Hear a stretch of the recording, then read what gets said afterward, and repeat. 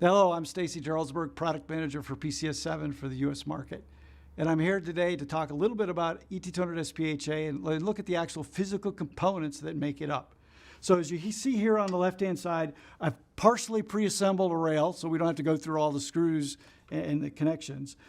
And if I want to start here on the left-hand side, we talked about R1. We talked about a fully redundant PROFINET connection, said we had two interface modules. Well, right now, I've got a redundant interface module, and there's one pre-installed with its bus adapter. You say, well, okay, what does that really look like? So here's the interface module. It just literally snaps in place, done. There's my interface module. And I talked about redundant power. Well, on each of the IMs, there's a place for power. So we just sort of have to plug in that little connector, and that gives me a place to bring in power. So power comes into both interface modules, and then basically it's ORed together and provides all the power for the module electronics that are in the rail itself.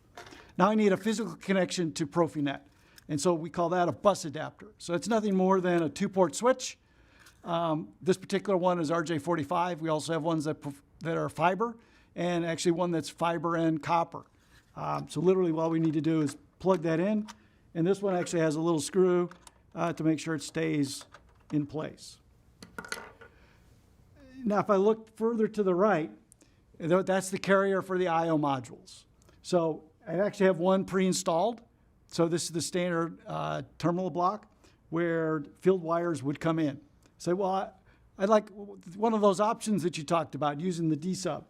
So here's a D-sub terminal block as built-in D-sub, and I can just take that anywhere I want, and I can install that, snap it in place, and it's done. Now, the D-sub, as I mentioned before, we've got flying lead cables, so we can connect this straight in here, and then we can take the flying leads, various length cables, and we can go to whatever type of termination that you're after. In this particular case, I just want to go to a Phoenix terminal block. Can I do that? Sure. So over here on the right, on the far right, we've got the standard Phoenix terminal block for screw terminals for analog in, analog out, discrete in, discrete out. It's got a cable that's already made up, and we can just plug that in, connection's done. Now, for the discrete in, discrete out, AC inputs, AC outputs. Well, I've got a couple other D-sub terminal blocks here, and I'll go ahead and install one of those. You notice I've got gaps. This is fully legal, fully supportable within a rail of SPHAIO. So now that's installed, and I can say, well, I want that to go to, let's say, this block of relays here. So these are actually 32 individual relays for discrete output. In this particular one, the different modules that are here are actually relays, so it supports up to 10 amps.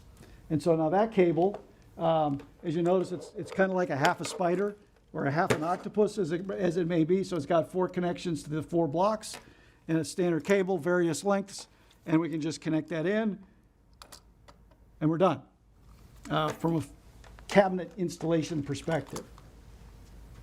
Another one, we want discrete inputs. So plug that in, come back over here on the right. I got another block of 32 relays that are actually for inputs. So this will take 120 volt AC on the input and be able to drive my 32 channel DI module. So here's my 32 channel DI module, and I can just plug that in, done. I can take my 32 channel DO module, plug that in, I'm done. And then I can take, well, let's say an analog input card, and we could use that going to my D-sub. And let's say the other module that I had here was an analog in, discrete out, and we can just plug that in.